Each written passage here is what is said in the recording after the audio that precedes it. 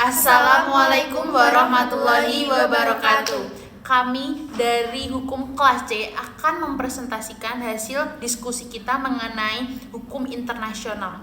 Perkenalkan, nama saya Yaswawima Aulia Mahdani, NIM 110. Perkenalkan, nama saya Aulia Zaza Belaziza, NIM 115. Perkenalkan, nama saya Alif Ramudita, NIM 118. Pertama, saya akan menjelaskan perbedaan penggunaan istilah International Law dan Law of Nation. Terdapat beberapa istilah untuk menjelaskan International Law, yaitu Law of Nation dan Interstate Law. Namun saat ini penggunaan istilah International Law lebih populer digunakan dibandingkan Law of Nation dan Interstate Law. Berikut perbedaan penggunaan kedua istilah tersebut. Yang pertama, Law of Nation. Law of Nation berasal dari istilah hukum Romawi ius gentium yang artinya hukum yang berlaku antar bangsa-bangsa atau kaidah dan asas hukum yang mengatur hubungan antara orang Romawi dengan orang bukan Romawi satu sama lain. Yang kedua, Interstate Law. Setelah Perjanjian Westphalia, konsep negara berdaulat mulai berkembang dan istilah Interstate Law mulai digunakan. Jika pada Law of Nation subjek hukumnya adalah bangsa, maka pada Interstate Law subjek hukumnya adalah negara. Nah, yang terakhir adalah International Law. International Law pertama kali diperkenalkan oleh Jeremy Bentham. Perubahan istilah ini menjadikan International Law memiliki cakupan hukum yang lebih luas dibandingkan Law of Nation dan juga Interstate Law. International Law tidak hanya mengatur hubungan antar negara dan antar bangsa saja, tapi juga mengatur hubungan antar negara dan subjek hukum internasional lainnya. Nah, yang paling populer adalah munculnya berbagai organisasi internasional yang mengatur hampir semua urusan kehidupan negara. Untuk saat ini, istilah Law of Nation dan Interstate Law mulai ditinggalkan karena tidak lagi sesuai dengan kebutuhan zaman. Menurut Muhtar Kusumaatmadja, istilah International Law adalah istilah yang paling tepat untuk saat ini.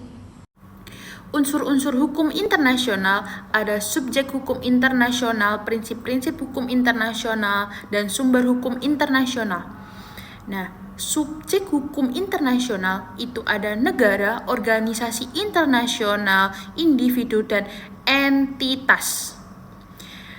Negara sebagai subjek hukum internasional yang utama. Negara memiliki kedaulatan wilayah, penduduk, dan pemerintahan yang diakui. Organisasi internasional antara pemerintah yang dibentuk oleh negara-negara seperti PBB, WHO, dan ASEAN. Individu dalam kasus tertentu dapat memiliki hak dan kewajiban terutama dalam hukum hak asasi manusia dan hukum pidana internasional. Entitas lain seperti Tata Suci Vatikan atau organisasi pembebasan nasional yang diakui dalam keadaan tertentu. Sumber hukum internasional yang pertama, perjanjian internasional atau traktat. Perjanjian tertulis yang dibuat oleh subjek hukum internasional dan diatur oleh hukum internasional. Yang kedua, kebiasaan internasional. Praktik hukum yang diterima sebagai hukum oleh negara-negara harus ada praktik yang konsisten dan keyakinan bahwa praktik tersebut adalah kewajiban hukum. Yang ketiga, prinsip hukum umum. Prinsip-prinsip hukum yang diakui oleh bangsa-bangsa yang beradab, seperti prinsip itikat baik dan prinsip ganti rugi. Yang keempat, keputusan pengadilan dan ajaran para ahli hukum.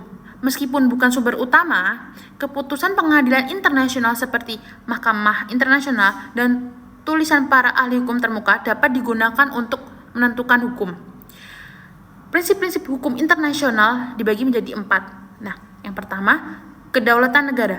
Setiap negara memiliki hak untuk mengatur urusan internalnya tanpa campur tangan dari negara lain. Yang kedua, non-intervensi.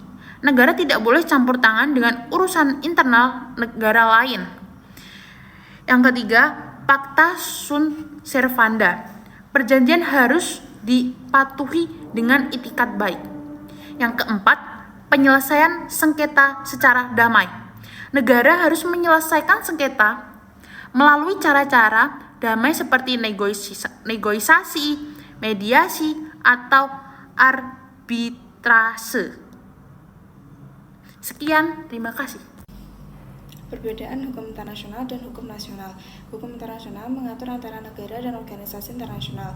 Subjek hukum internasional, individu, negara, dan organisasi internasional. Sumber hukum internasional meliputi kehendak kolektif negara-negara. Asas dasar hukum internasional adalah perjanjian yang mengikat. Hukum internasional menempatkan negara sebagai objek utama. Hukum internasional bersifat koordinatif. Hukum nasional berlaku di suatu negara dan mengatur hubungan antar orang. Subjek hukum nasional, individu atau badan hukum. Sumber hukum nasional adalah kehendak setiap negara. Asas dasar hukum nasional adalah kehendak setiap negara. Hukum nasional lebih berfokus pada pengaturan hubungan antara individu dengan negara. Hukum nasional bersifat subordinatif.